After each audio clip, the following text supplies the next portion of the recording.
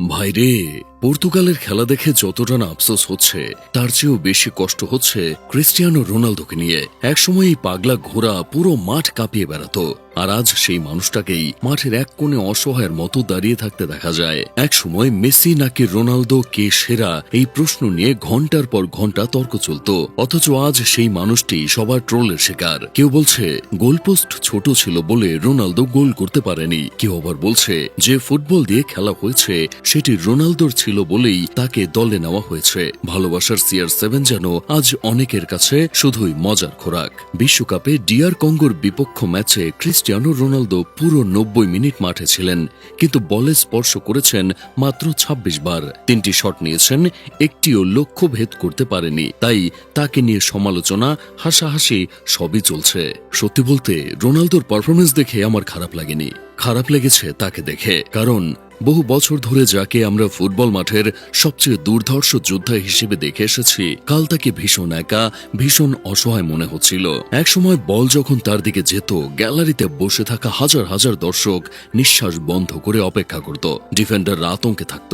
সতীর্থরা জানত সুযোগটা যদি রোনালদোর কাছে পৌঁছে দেওয়া যায় তাহলে অসম্ভবও সম্ভব হয়ে যেতে পারে। সেই মানুষকেই কাল মনে হচ্ছিল মাঠের ভেতরে কোথাও হারিয়ে গেছেন। তিনি দৌড়াচ্ছেন, জায়গা তৈরি করছেন, হাত তুলে বল চাইছেন, কিন্তু বল যেন তার কাছেই পৌঁছাচ্ছে না। পুরো বিশ্ব দেখেছে পর্তুগাল মাঠে 11 জন খেলোয়াড় নিয়ে খেললেও আমার মনে হয়েছে তারা যেন 10 জন নিয়ে খেলছে। রোনালদোকে যেন অনেকেই দুধ ভাত মনে করেছে, যেন তার কাছে বল দেওয়া মানেই সুযোগ নষ্ট করা। অথচ আর্জেন্টিনার দিকে তাকান, এখনো দলের প্রত্যেকটা খেলোয়াড় মেসির জন্য খেলে। বলটা মেসির পায়ে দেখলেই যেন তারা নিশ্চিন্ত হয়। দরকার হলে নিজের সুযোগ ছেড়েও মেসির জন্য সুযোগ তৈরি করে দেয়, কারণ তাদের কাছে মেসি শুধু একজন ফুটবলার নন, তিনি দলের প্রাণ, অনুপ্রেরণা ও নেতা। মেসির প্রতি তাদের ভালোবাসা ও সম্মান অন্য মাত্রার। রোনালদো হয়তো পুরো বিশ্বের ভালোবাসা অর্জন করতে পেরেছেন, কিন্তু নিজের দলের ভেতরে সেই একই মাত্রার ভালোবাসা তৈরি করতে পারেননি। নিজের দলের মধ্যে যেন তিনি অবহেলার শিকার, আর এটাই আমাকে সবচেয়ে বেশি কষ্ট দিয়েছে। সময় বড় নিষ্ঠুর। যে শরীর এক সময় 90 মিনিট জুড়ে ঝড় তুলেছে, সেই শরীর আজ ক্লান্ত।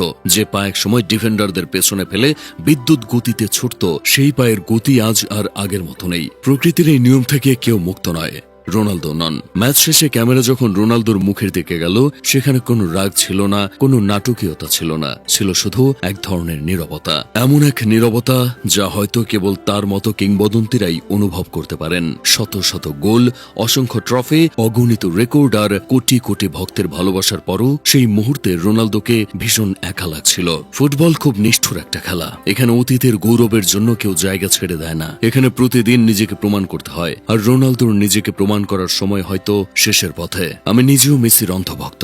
আমি বিশ্বাস করি ফুটবলের জাদুকর যদি মেসি হন, তাহলে ফুটবলের পাগলা ঘোড়া নিঃসন্দেহে ক্রিস্টিয়ানো রোনালদো। যাই হোক, শেষমেশ আমি গোলাম হোসেন একটা কাজের কথা কই। আপনাদের কি জিদানের সেই কথাটা মনে আছে? আগের ম্যাচে গোল না পাওয়া রোনালদো পরের ম্যাচের জন্য অনেক ভয়ঙ্কর ও শক্তিশালী। রোনালদোর চেয়ে এগিয়ে আছে মাত্র একজন খেলোয়াড়, আর তিনি হলেন আগের ম্যাচে গোল করতে না পারা ক্রিস্টিয়ানো রোনালদো। তাই এখনো আশা ছাড়ছে না, কারণ ইতিহাস বলে যতবার মানুষ ভেবেছে রোনালদো শেষ, ততবারই সে ফিরে এসেছে। আশা করি CR7ও পরের ম্যাচে আরেকটা কামব্যাকের গল্প লিখবে।